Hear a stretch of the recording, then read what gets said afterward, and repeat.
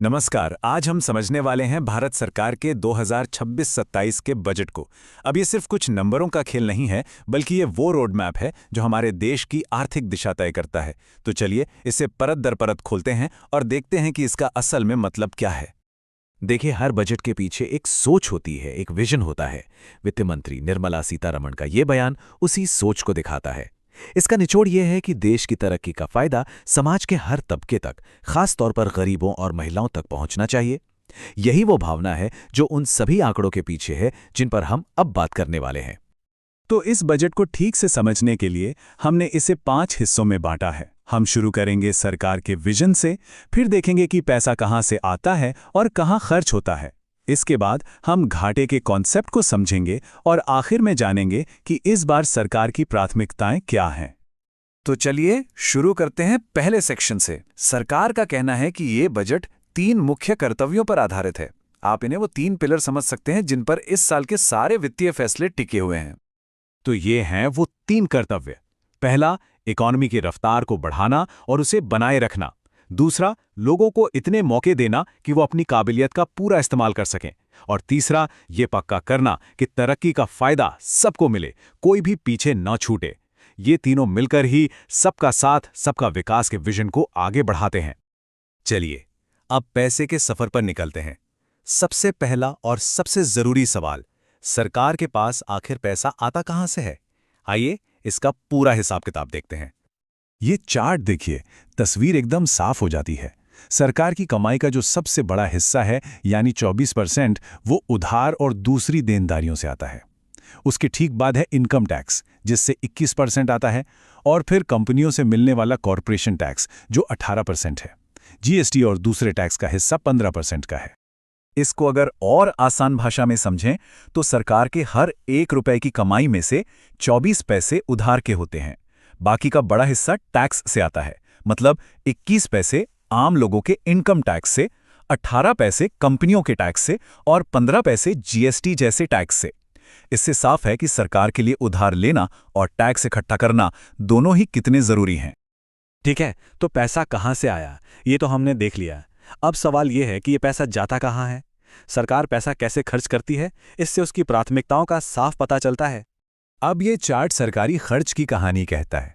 सबसे बड़ा हिस्सा 22% राज्यों को टैक्स में उनके हिस्से के तौर पर वापस चला जाता है। उसके ठीक बाद 20% पुराने कर्जों पर सिर्फ ब्याज चुकाने में खर्च होता है। 17% केंद्र सरकार की अपनी योजनाओं पर और 11% देश की रक्षा पर जाता है। मतलब खर्च होने वाले हर 1 रुपए में से 22 पैसे सीधे राज्यों को भेज दिए जाते हैं। और जरा सोचिए, एक बहुत बड़ा हिस्सा यानी 20 पैसे सिर्फ पुराने कर्जों का ब्याज भरने में चला जाता है। 17 पैसे सीधे केंद्र की योजनाओं में लगते हैं और 11 पैसे हमारी सेना और देश की सुरक्षा के लिए रखे जाते हैं। तो हमने देखा कि पैसा कहां से आता है और कहां जाता है। लेकिन तब क्या होता है जब खर्च कमाई से ज्यादा हो जाए? बस यहीं से एंट्री होती है घाटे के कॉन्सेप्ट की, जो किसी भी बजट को समझने के लिए बहुत जरूरी है। तो ये राजकोषीय घाटा या फिस्कल डेफिसिट आखिर है क्या? एकदम सरल शब्दों में, ये सरकार की कुल कमाई और उसके कुल खर्च के बीच का अंतर है। ये वो रकम है जो सरकार को अपने सारे खर्चे पूरे करने के लिए उधार लेनी पड़ती है, बिल्कुल अपने घर के बजट की तरह। अगर खर्चे कमाई से ज्यादा हैं तो वो फर्क भरने के लिए कर्ज लेना पड़ता है। अब इस साल का जो सबसे बड़ा नंबर है जिस पर सबकी नजरें टिकी हैं, वो है 4.3%। सरकार का अनुमान है कि राजकोषीय घाटा देश की कुल अर्थव्यवस्था यानी जीडीपी का 4.3% रहेगा। ये नंबर बहुत अहम है क्योंकि ये देश की आर्थिक सेहत का एक बड़ा इंडिकेटर माना जाता है। ये ग्राफ एक साफ कहानी बता रहा है। घाटा धीरे धीरे लेकिन लगातार कम हो रहा है।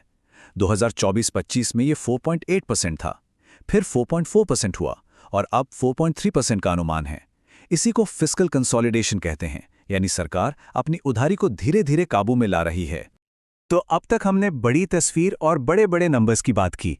अब थोड़ा और अंदर चलते हैं और देखते हैं कि ये पैसा असल में किन योजनाओं और सेक्टर्स में जा रहा है। चलिए कुछ सबसे बड़े आवंटनों पर नजर डालते हैं। सबसे पहले डिफेंस। रक्षा मंत्रालय को 5,94,000 करोड़ रुपए से भी ज्यादा दिए गए हैं। ये किसी भी मंत्रालय को मिला सबसे बड़ा बजट है और दिखाता है कि राष्ट्रीय सुरक्षा सरकार के लिए हमेशा की तरह टॉप प्रायोरिटी है। इसके बाद नंबर आता है इंफ्रास्ट्रक्चर का। National highway authority of India को 1,87,000 करोड़ रुपए से ज्यादा दिए गए हैं।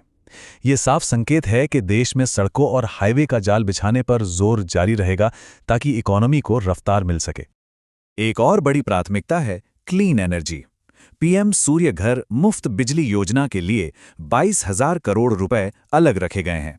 इस स्कीम का मकसद है कि ज्यादा से ज्यादा लोग अपने घरों की छतों पर सोलर पैनल लगाएं और बिजली के मामले में आत्मनिर्भर बने। और आखिर में ग्रामीण विकास। प्रधानमंत्री आवास योजना खासतौर पर ग्रामीण इलाकों के लिए लगभग 55,000 करोड़ रुपए का भारी भरकम बजट रखा गया है।